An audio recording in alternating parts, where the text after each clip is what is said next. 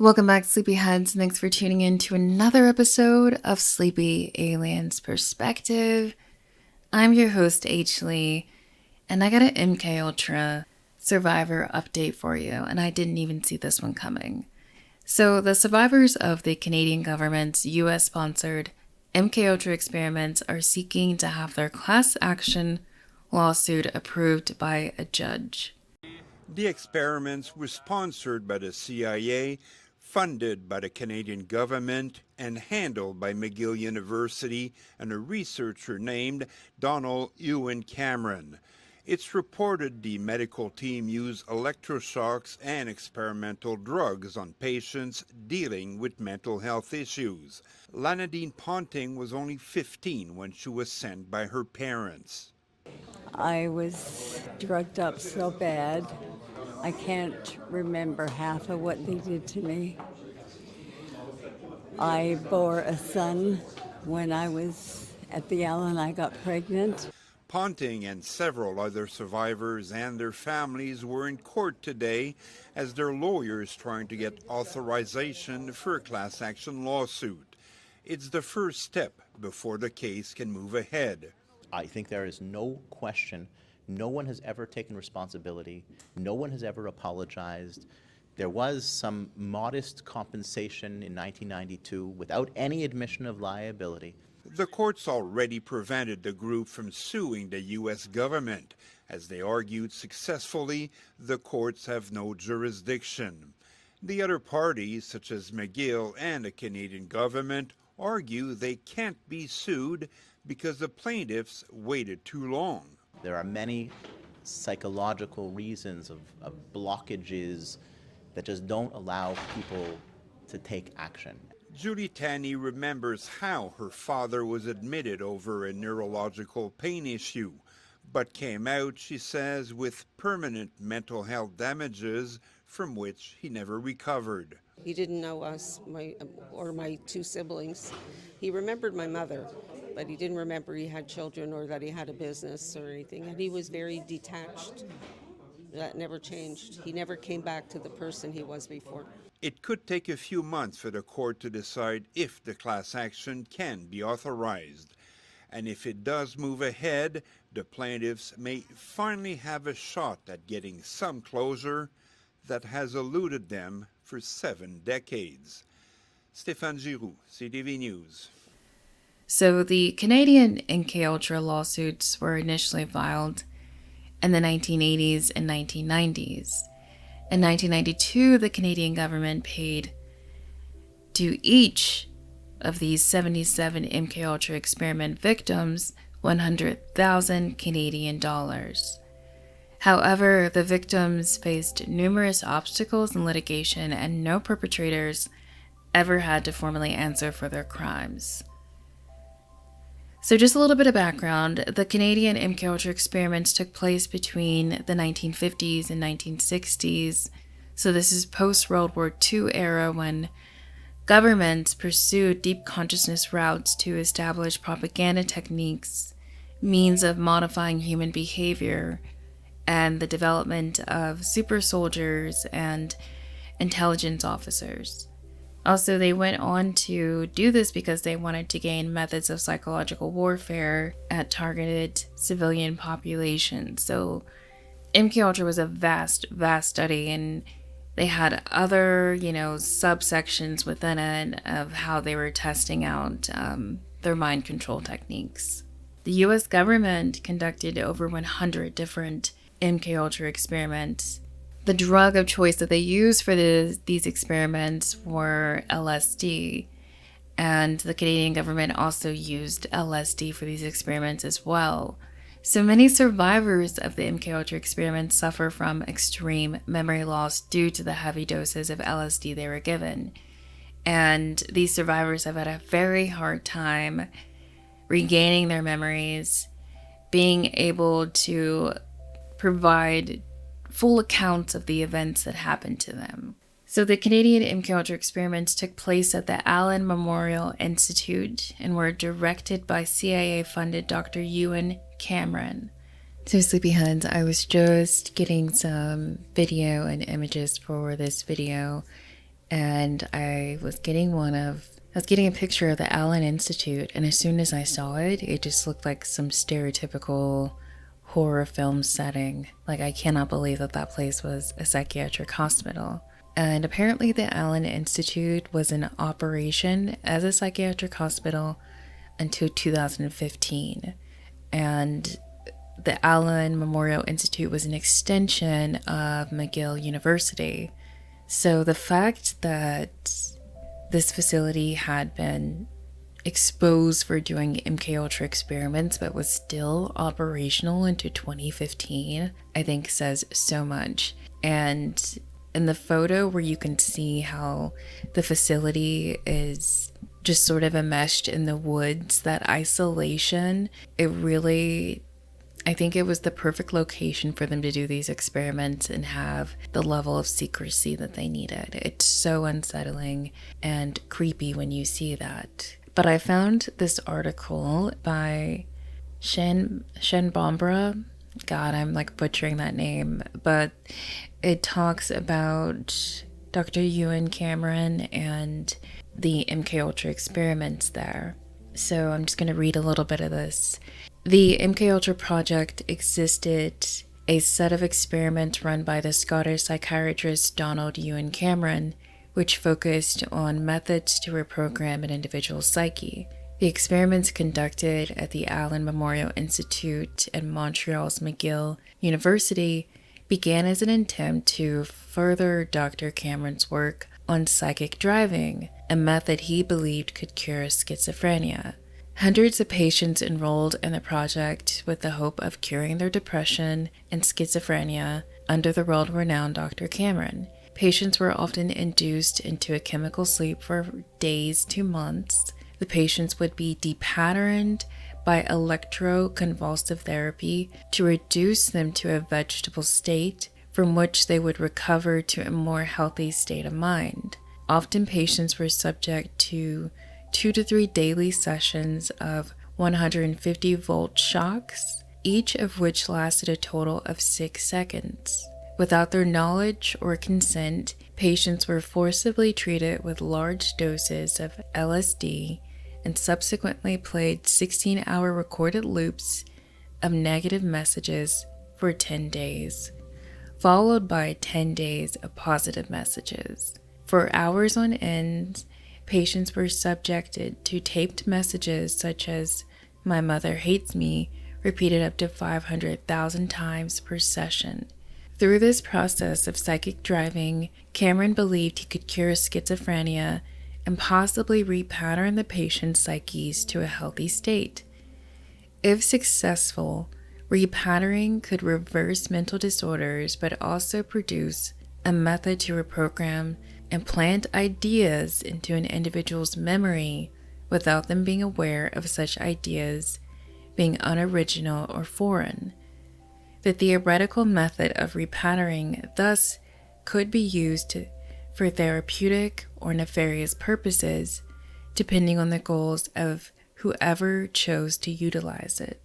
After the experiments, many patients noted that they had lost memories and details of their immediate family and were left with permanent amnesia. Many returned to their friends and family in a childlike state and required training to regain continence and toilet training skills. One such patient was Gail Kastner, a 19-year-old nursing student who suffered from clinical depression. After repeated electroshock therapy as a test subject, she left the Allen Memorial Institute speaking like a baby, sucking her thumb, and without any of her childhood memories. As a patient and research patient, she was deceived about the intentions, aims, and methods of the study and became incapacitated for the remainder of her life. And this is just the tip of the iceberg, because there were so many different levels to the MKUltra research projects and the kind of victims and what these victims were going through. And also, I want people to realize when it comes to any experiment, like, they want to understand how to create something and reverse it at the same time.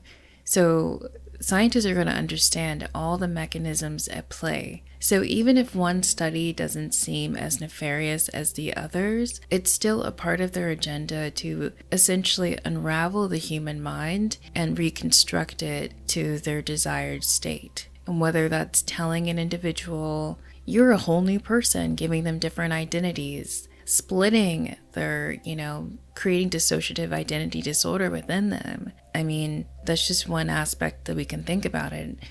Oh, here's one last thing this article says that I'll mention. Stunningly, Dr. Cameron provided psychiatric assessment of Nazi defendants at the Nuremberg trials. So these were the trials after World War II when all of the Nazi soldiers, various doctors were in trial for their crimes. At the doctors' trial of the Nuremberg trials, Nazi doctors were convicted of performing medical experiments without subjects' consent, of which experiments the defendants committed deletion, brutalities, cruelties, tortures, atrocities, and other inhuman acts. Cameron's experiments strongly parallel those of the Nazis, not only in their brutality, but in their shared goal of improving intelligence and military techniques. Here's an odd, interesting fact that I feel like I need to look into now. So I went to a university, Northern Arizona University, in the mountains of Flagstaff, Arizona. And at some point in that college's history, it was used to house psychiatric patients. And even on the campus, there was an underground tunnel system to which these patients would be brought in and then taken to these facilities, basically on the north side of campus. And I don't know if these dorms are still there, but those psychiatric rooms and facilities, they were turned into dorm halls later on. And I never lived in them, thank goodness. But I heard plenty of stories about people hearing weird noises at night. I met one girl who said she heard a baby crying. So I think a lot of stuff went on there. But now I'm just questioning why universities have this history of being connected to psychiatric hospitals in this way. And I understand there's research and a lot of schools have medical facilities, but for that to happen, early 1900s, I just think it's interesting. And even in Flagstaff, like, why did they need a tunnel system to transport patients? And the tunnel system was verified by a friend of mine who worked at the campus pool, and at some point they had to go into the basement, and then they found the underground tunnel system. And who knows what it's used for outside of that. But just another thought, and of course I had to mention tunnel systems because that is such a controversial topic that I think is slowly starting to unravel and lose that discretion and secrecy that it once had. Abruptly and unexpectedly, Dr. Cameron suffered a life-ending heart attack while mountain climbing in 1967. As the Watergate scandal broke in 1973, MKUltra was officially ordered to be shut down by the CIA. Much today of what was recorded in experiments remains classified or has been destroyed by government orders. Much of what has been learned about the patients and the Montreal experiments come from lawsuits against the CIA and legal settlements from the Canadian government. While both the CIA and Canadian government provided compensation to victims of the experiments, neither have admitted liability or issued formal apologies. Furthermore, patients who received compensation signed binding non-disclosure agreements, making understanding the full extent of the MKUltra experimentation at the Allen Institute difficult. The Canadian MKUltra class action lawsuit was filed in 2019, and now they're trying to get a judge to approve to move forward with the case. And for the fact that they initially filed in 2019, There are so many ways that people can slow down litigation, and I can only imagine what these survivors have had to go through to, get to the point where they can actually pursue their class action lawsuit. And for many of these victims, they're old. The longer the Canadian government can drag the case out, the better chances they have of, fewer plaintiffs, and victim testimonies. And the more these testimonies can become questionable as well, because, they already suffered from memory loss from the LSD. And, the defendants can basically argue that how can these victim testimonies be credible if they have memory loss, or if they're at a certain age, they can say that, oh, maybe their cognitive functioning isn't where it should be. How can we, validate these accusations and allegations? So I'm going to be following this case, and I will definitely give an update on the matter. I truly hope these people get the closure they need and deserve, and I hope they get a chance to tell their stories. Just for the record, there has been no class action lawsuit ever filed in the United States for the MKUltra experiments. I do believe certain victims were paid out at some point, but there hasn't been a trial. No doctors or public officials or government personnel have ever been prosecuted for the wrongdoings of the MKUltra experiments, and also a lot of those records were destroyed.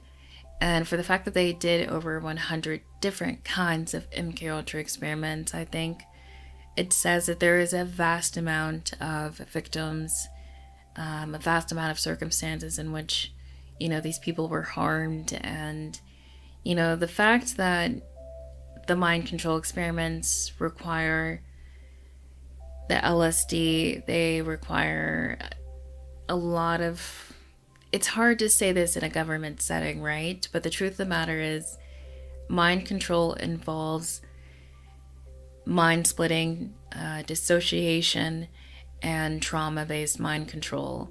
So maybe on records things are being said one way, but in reality, like this victim who left the Allen Institute pregnant and with severe memory loss, who knows what was really happening to people when, you have people who feel like they have all this power over individuals, and also the power, they're seeking power to control a person's mind.